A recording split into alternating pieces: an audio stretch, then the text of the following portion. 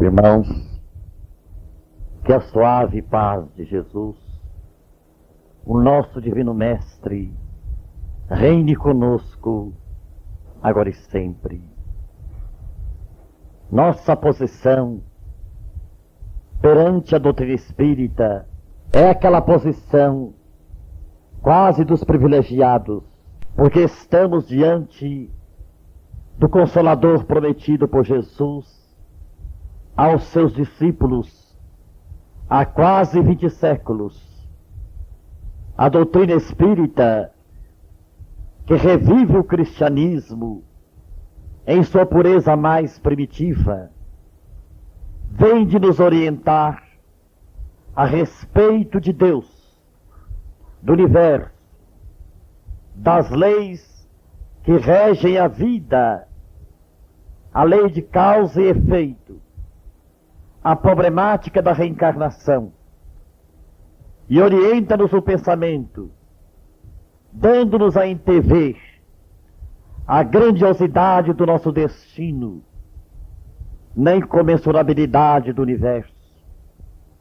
Nosso estágio na Terra é o estágio brevíssimo, transitório, aonde a reencarnação nos enseja a oportunidade de estudarmos e, ao mesmo tempo, de resgatarmos as nossas dívidas anteriores, pregressas, de outras migrações planetárias, e nos prepararmos conscientemente, mercê da fé raciocinada, que todos nós aurimos nas luzes abençoadas do Espiritismo, quanto ao nosso porvir imortalista. Vemos que Moisés constituiu a primeira revelação, Jesus a segunda revelação da humanidade, trazendo-nos o Evangelho, que é o livro bússola da nossa evolução espiritual.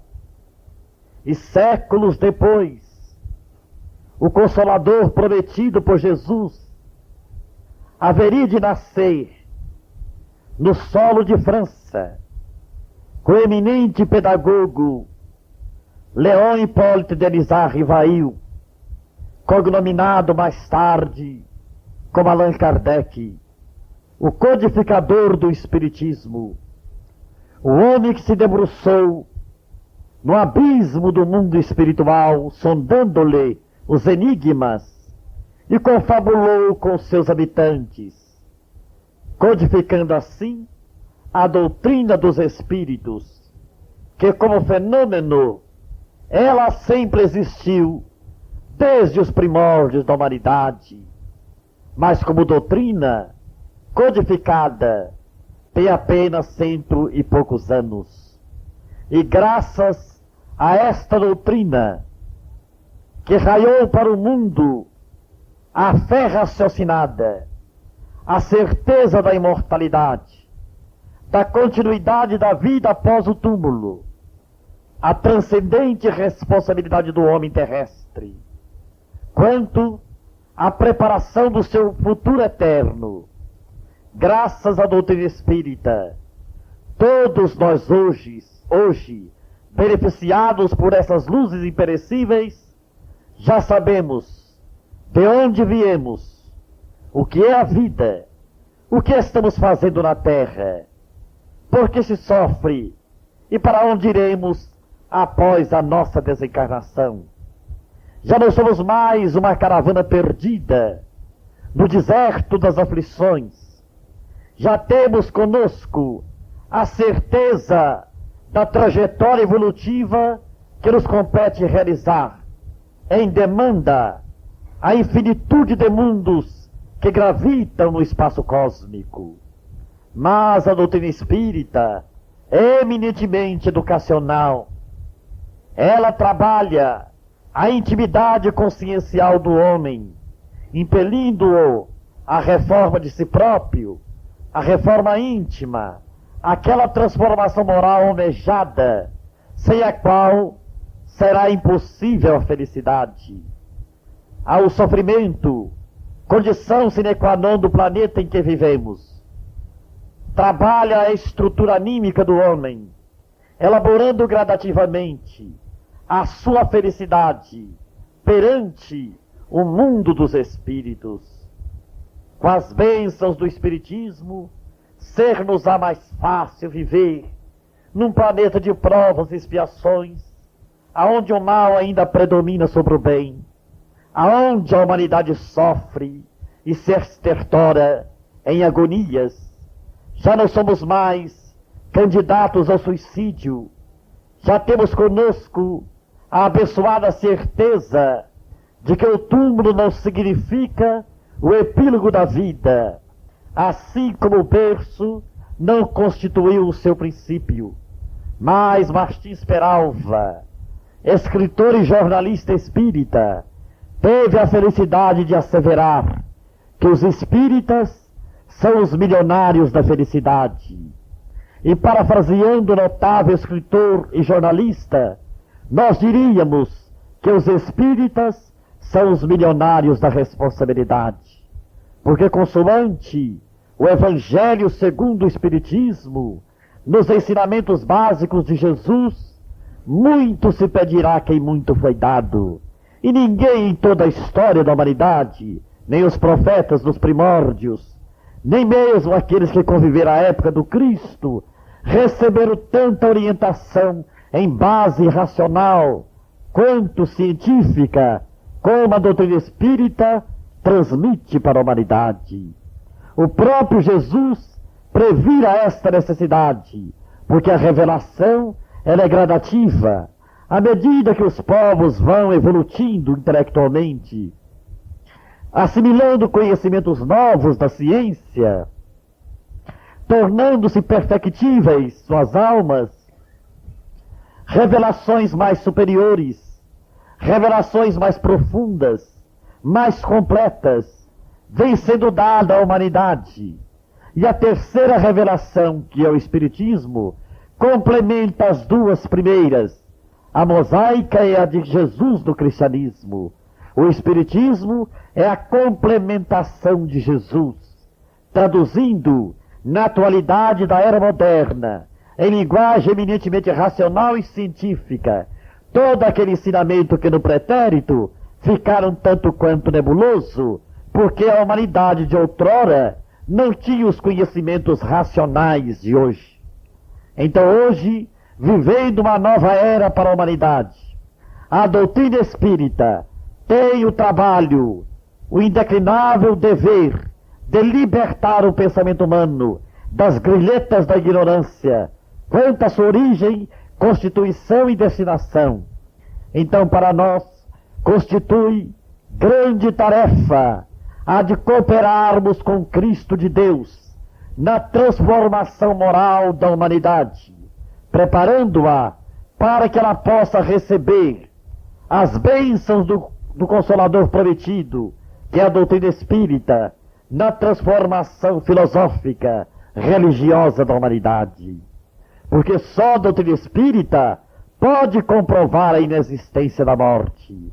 Somente a doutrina espírita pode comprovar a reencarnação.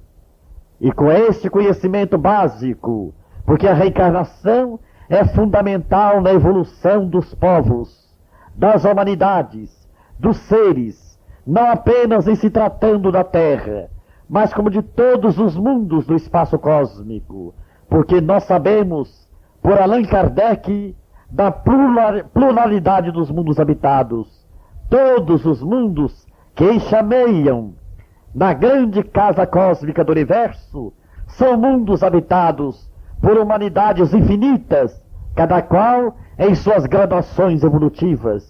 E a Terra poder-se-ia dizer que é um finitésimo grãozinho de areia diante do Sol, que é 1.300.000 vezes maior do que o nosso habitat terreno. Esta compreensão da doutrina espírita dá-nos a coragem de vencermos todos os reveses, todas as vicissitudes, todo o sofrimento que parece esmagar a humanidade desde sua origem. Com o abençoado entendimento espírita, nós todos somos convocados para o árduo trabalho de sua divulgação, dando testemunho a todo instante da beleza que é a doutrina espírita, para que todos possam conhecê-la. O espírita é o cristão moderno, dinâmico, atuante. Não se pode conceber o espírita estagnado, de braços cruzados na ociosidade. A fé espírita é aquela fé que comanda as criaturas para a bênção do trabalho em benditas realizações que transcendem a própria compreensão humana. Não há lugar, pois, para mentes ociosas. Todos nós somos desafiados a sairmos do nosso antigo e milenário egoísmo para sentirmos de perto as grandes dores da humanidade, a nossa família universal. Com esse pensamento, a guiar-nos pelas veredas da terra, ao olharmos os embora estrelado, aspiramos um dia sermos seus futuros cidadãos. Mas para que isto ocorra com a felicidade de uma vida espiritual feliz, esclarece-nos a doutrina espírita o inalienável dever de trabalharmos infatigavelmente na reforma moral de nós mesmos e na extensão do bem condicional para o próximo. A felicidade, pois, é uma construção no tempo e no espaço. Ela não nos vem por osmose. Ela não nos vem de graça. É uma conquista de cada um no tempo. E para que isto se realize em profundidade dentro de nós, somos desafiados a combater as más tendências, os instintos ainda fortes, predominantes, animalizados, que cada um de nós tem dentro do próprio ser, transformando o homem velho em homem novo. E em busca do homem novo, a doutrina espírita vai trabalhando a nova humanidade do futuro. Por isto é a era nova. É o raiar de uma nova era para a humanidade. O novo ciclo evolutivo se aproxima da Terra. Estamos às portas do terceiro milênio. A tempestade renovadora, ela envolve a humanidade toda. No norte e no sul, no leste e oeste do mundo, não há quem não esteja passando pelos processos kármicos de depuração, pelos sofrimentos morais ou físicos, para que o homem se prepare para o grande evento que se aproxima, a nova era da humanidade. E somente a doutrina espírita poderia ter a substância, a força de persuasão, de convicção, para resistir às investidas do materialismo e metamorfosear a religião na dinâmica do próprio espírito, tirando-a do museu da fé cega, fanática, paralítica, inerme, aonde o homem vive apenas de maneira contemplativa, sem atingir a plenitude da sua condição espiritual. O Espiritismo libertou-nos do medo da morte e explicou-nos que não existe um inferno eterno, aonde as almas pecadoras, aqueles que não puderam se redimir, vão permanecer eternamente em sofrimentos tenebrosos. O Espiritismo nos mostra que céu e inferno são estados conscienciais do homem. Aqui mesmo na Terra, podemos estar vivendo a nossa parcela de céu ou a nossa dimensão de inferno, conforme o nosso modus vivendi, o nosso comportamento diário. A fé espírita nos elucidou quanto aos enigmas do sofrimento, as desigualdades sociais, as desigualdades intelectuais, os desníveis dos próprios recursos econômicos, a diversidade dos caracteres, das aptidões.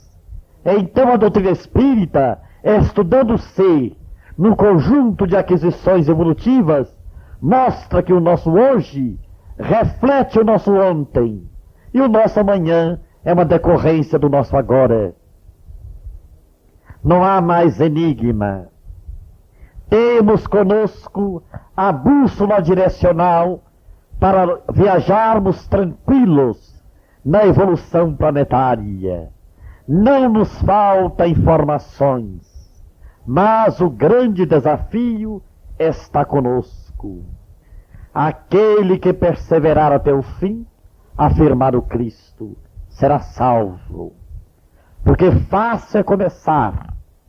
Atravessamos os pórticos do entusiasmo.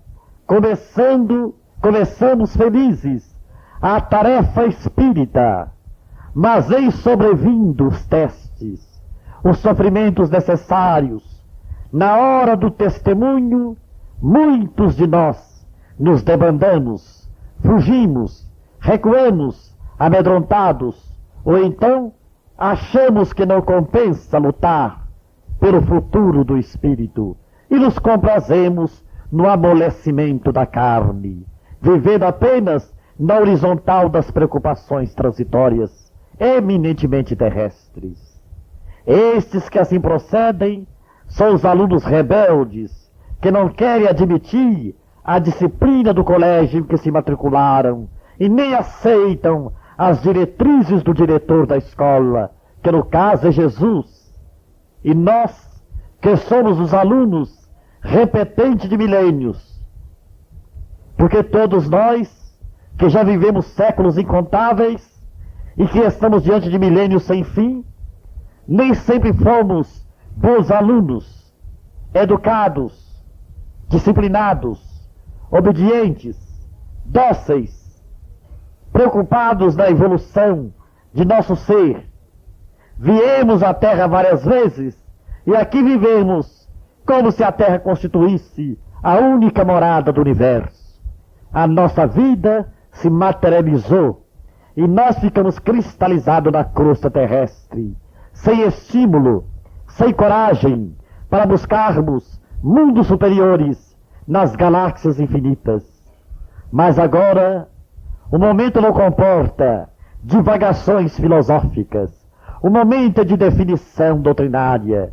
O momento é de boa vontade. O momento é de coragem. O momento é de renúncia. É de desprendimento. É de devotamento. É de altruísmo. É de abnegação.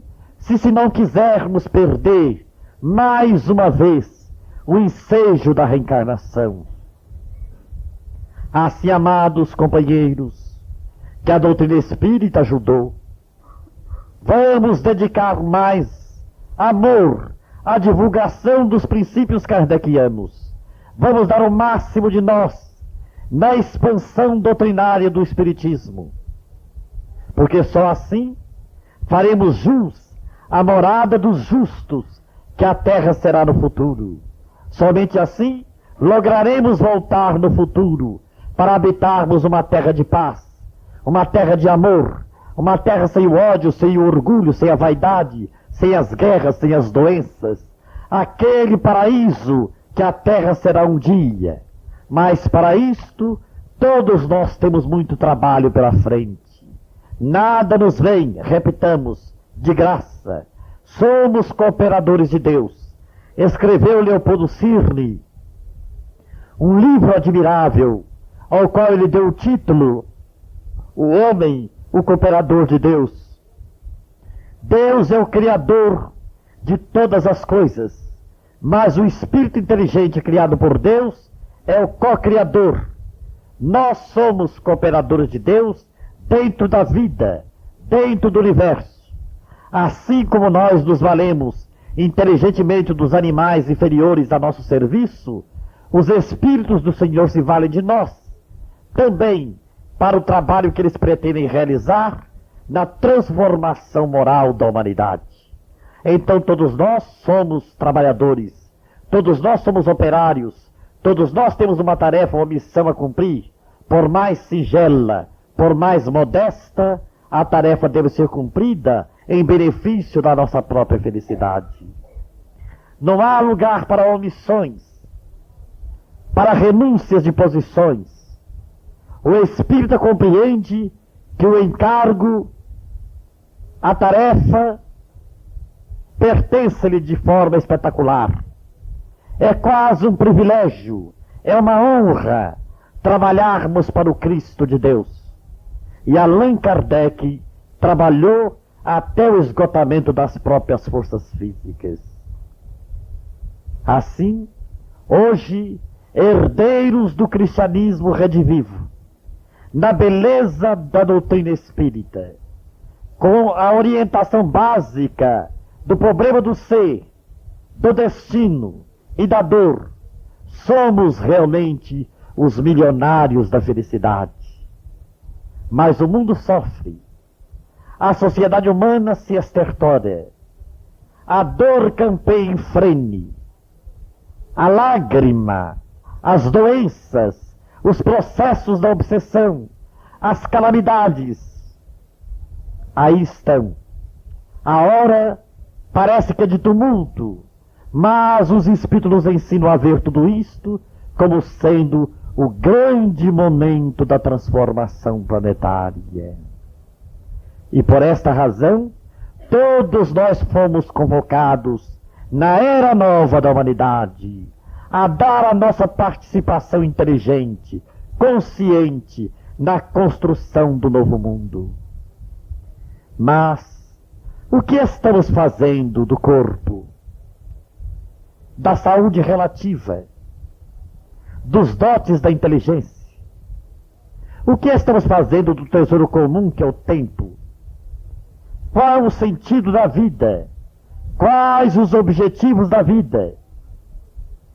É uma pergunta que nós devemos fazer a nós mesmos para não sermos precisos ouvi-la amanhã dos próprios espíritos, quando formos por nossa vez os desencarnados do futuro.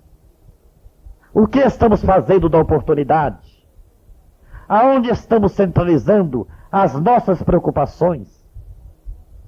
Viver com mais desprendimento, viver com mais sabedoria, viver com mais devotamento à causa do Cristo, viver com mais elevação de sentimentos, é o dever primordial de todos nós.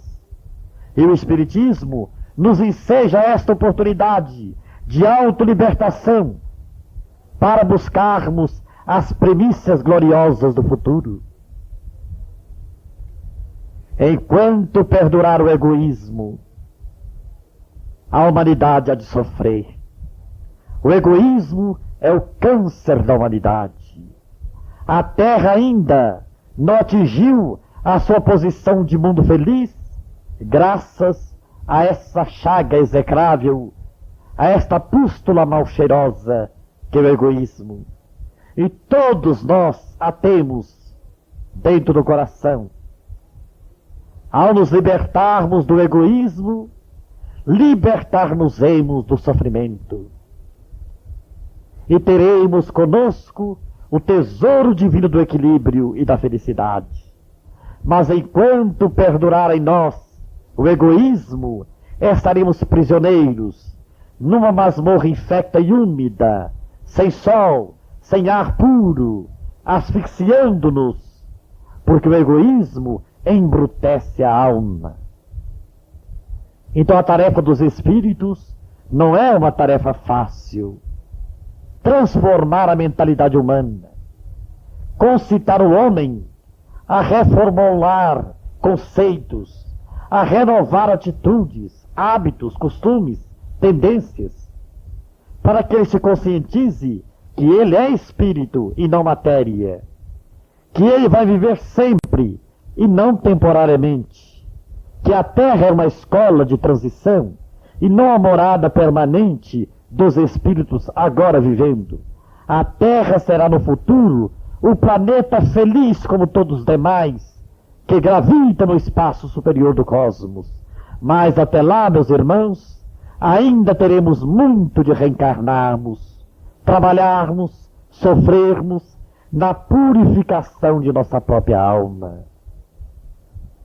Mas o aluno inteligente é aquele que aproveita o máximo a presença dos professores, das estantes recheadas de livros, e estuda, tentando alcançar os mais elevados pontos da cultura.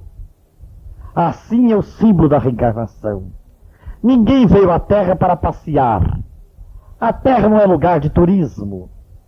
Reencarnação não é excursão turística. Reencarnação é compromisso com a vida. Não é fácil conseguir um corpo. Muitos de nós ficamos na espiritualidade muitos anos, aguardando uma oportunidade de um corpo carnal, a fim de começarmos uma nova vida, de recomeçarmos uma nova etapa evolutiva. Mas, em aqui chegando, nós nos acomodamos. Somos como que anestesiados. Olvidamos os imperativos dos deveres espirituais e nos comprazemos tão somente com a vida material que nos fala mais de perto aos sentidos, à sensibilidade, aos prazeres, à sensualidade, à avareza e todas as paixões humanas. É a razão porque a dor é a grande mestra das almas. A humanidade não poderia viver sem a presença do sofrimento, porque do contrário, a nossa evolução para Deus seria feita dentro de milênios insondáveis. Mas a dor ajuda a caminhar depressa. O sofrimento ajuda a caminhar mais rápido, porque quando o homem sofre, ele procura a solução para o seu sofrimento. Ele quer melhorar-se, ele quer ter uma explicação racional por que se sofre, ele quer um antídoto contra os seus males, ele quer uma libertação espiritual. Então, à medida que ele procura o conhecimento, ele se liberta da ignorância que o escravizava. Eis aí o tesouro da doutrina espírita, em bases de fé raciocinada. Meus irmãos, que maravilha para nós o conhecimento do Espiritismo. O Espiritismo faz o grande prodígio de nos dar a alta aceitação de nós mesmos, de não nos revoltarmos diante do sofrimento, de não buscarmos o suicídio, de não derraparmos para o homicídio, de não vivermos entregues ao materialismo, à dissipação. A doutrina espírita nos educa, ela aprimora as nossas almas, ela nos mostra que todos nós já vivemos da eternidade, embora estejamos no corpo. Tudo é questão apenas de dimensão vibratória. Mas muitos estão esperando desencarnar primeiro para começar a se renovar. Enquanto está aqui, quer viver aqui, apenas em função da matéria, gozando a matéria até a sua extinção. Depois, quando se torna espírito, começa a obsediar a humanidade, a vampirizar a humanidade, porque não se prepararam devidamente, passaram pelo mundo e não viveram, passaram pela reencarnação e não souberam aproveitá-la. Depois da desencarnação, se transforma em espíritos sofredores, seres atormentados e atormentadores, que enxameia por toda a crosta da terra. Então não vamos permitir que isso aconteça conosco. Vamos atender aos apelos do Evangelho. Preparemos a nova era da humanidade. Tudo vai passar. As doenças vão passar. As guerras vão passar. Os terremotos vão passar. A discórdia vai passar. Tudo há de se renovar em relação ao espírito dentro do tempo. Os loucos voltarão ao juízo. Os cegos voltarão a enxergar. Os paraplégicos vão de correr.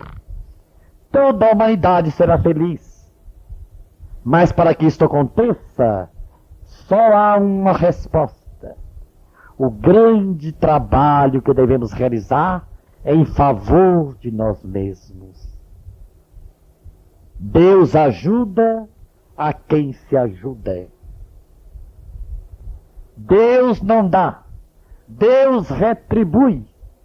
Vamos cooperar com Deus, com Jesus, com Allan Kardec na doutrina espírita. Vamos dar a nossa participação inteligente, consciente, fraterna, em prol dos nossos. Estamos bem empregados, estamos sofrendo. Se temos dinheiro, estamos sofrendo. Se estamos no casamento, estamos sofrendo. Se estamos solteiros, estamos sofrendo. Criança, jovens, anciãos, todos estão sofrendo. Qual a razão do sofrimento na humanidade?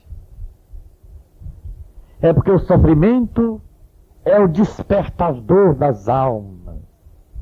Senão nós estaríamos dormindo o sono das estátuas, cristalizado no nosso primitivismo. É através do sofrimento que a humanidade acorda do seu letargo. Se nós não tivéssemos nenhum problema, nem moral, nem espiritual, nem físico, nem familiar, será que todos nós estaríamos hoje na casa de Ismael?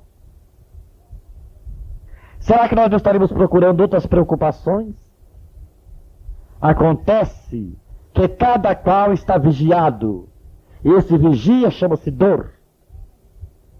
Ela nos espreita, ela nos pageia, ela nos conduz de forma sábia para que nós busquemos a nossa sintonia com Deus, a nossa sintonia com Jesus, com o mundo espiritual.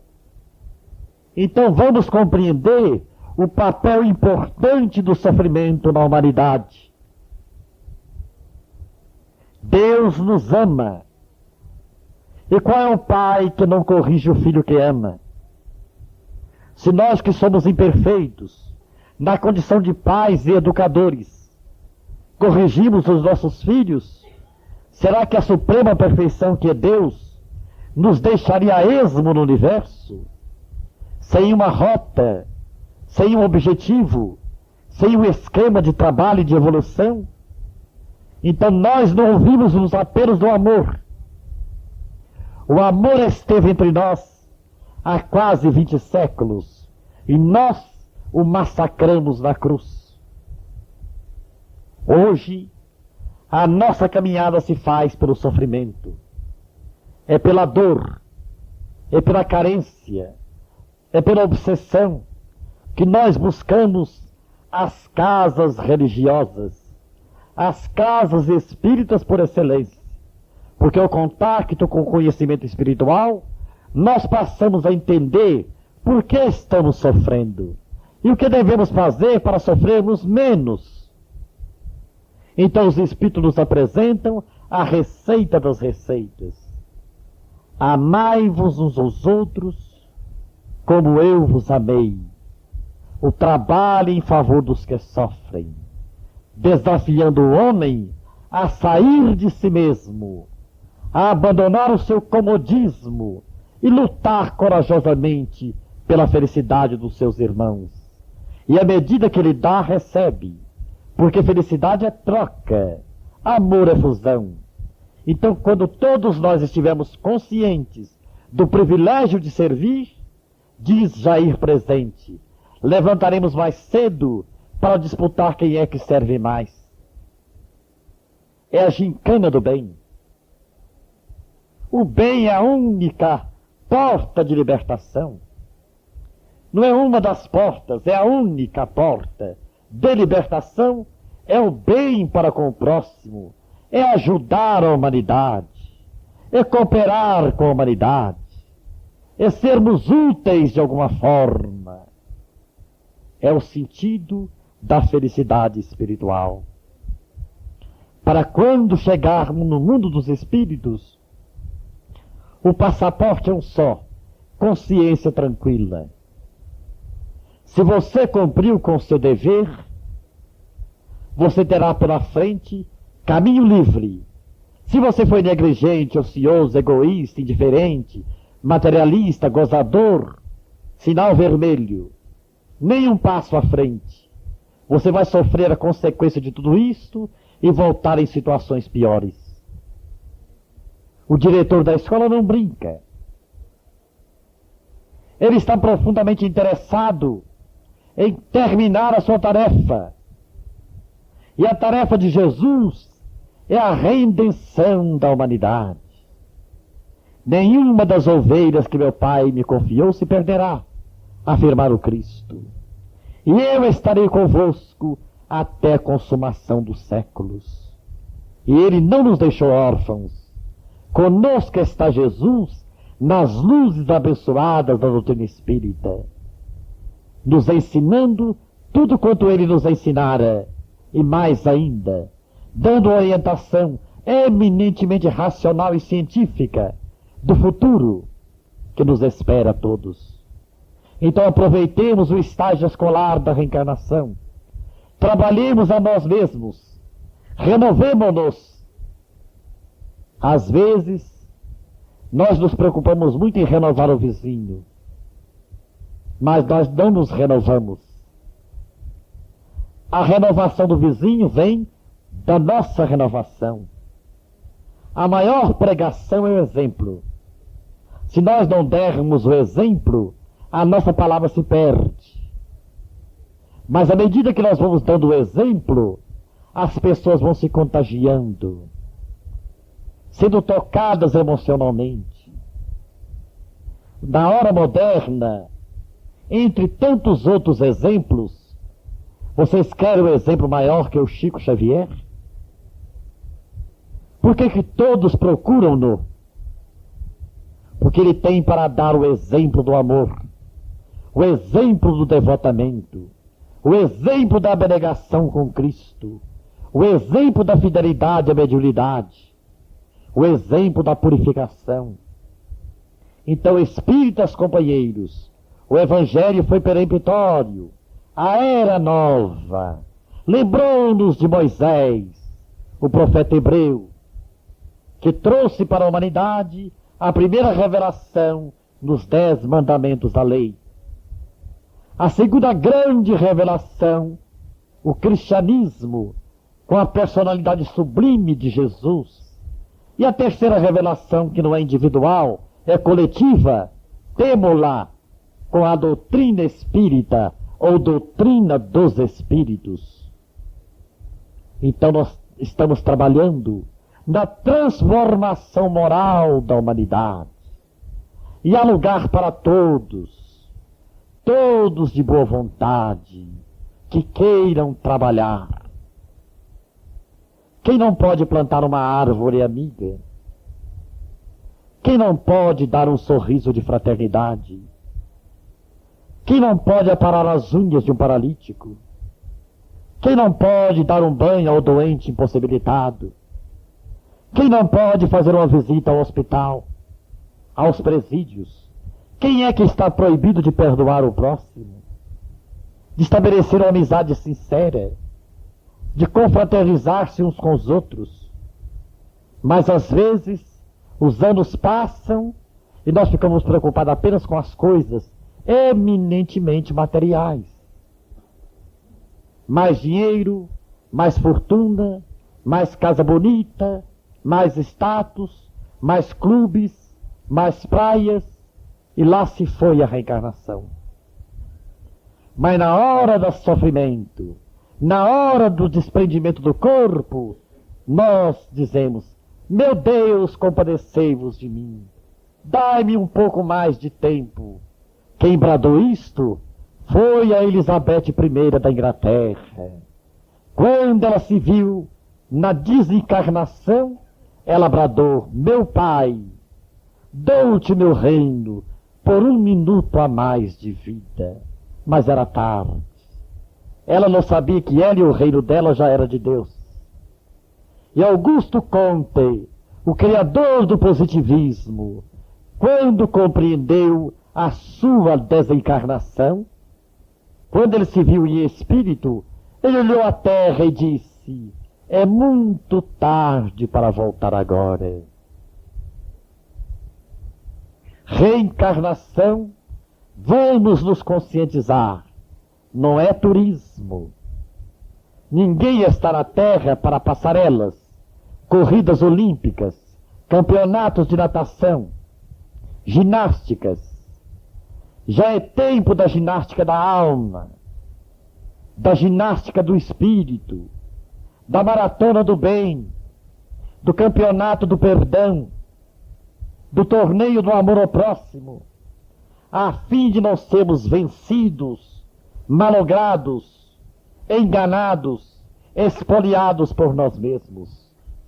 Bem-aventurados, disse o Cristo, os que têm ouvidos de ouvir e olhos de ver, que nós não sejamos surdos ao ponto de não estarmos ouvindo o som da trombeta, e que nós possamos ter bastante visão para vermos a realidade do momento que passa e darmos o máximo de nós para a felicidade da humanidade,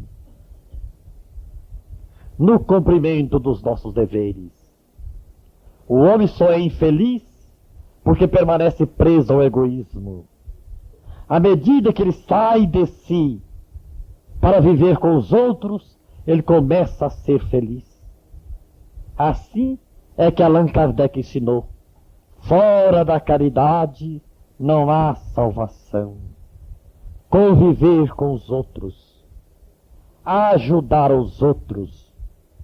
Um jornalista mineiro perguntou ao Chico Xavier, numa entrevista rápida: Chico, se você soubesse que a sua desencarnação estivesse marcada para hoje, o que você faria do seu dia? O Chico deu a seguinte resposta: se eu soubesse que a minha desencarnação estivesse marcada para hoje, eu quereria trabalhar um tanto mais pelo próximo para merecer a presença dos bons espíritos em minha vida. E André Luiz preceitua: é melhor que a morte nos surpreenda em serviço do que esperarmos por ela numa poltrona de luxo, como cadáver da inércia. Então, meus irmãos, arregacemos as mangas. O momento é de trabalho, é de participação inteligente, é de cooperação, é de dinamismo. A fé espírita é uma fé operosa, dinâmica, é uma fé que elabora o trabalho do homem para Deus. Fé sem obras é morta, e a fé espírita dá vitalidade ao amor. Ela fortalece o amor, e só pelo amor o homem será feliz. Que Deus nos abençoe.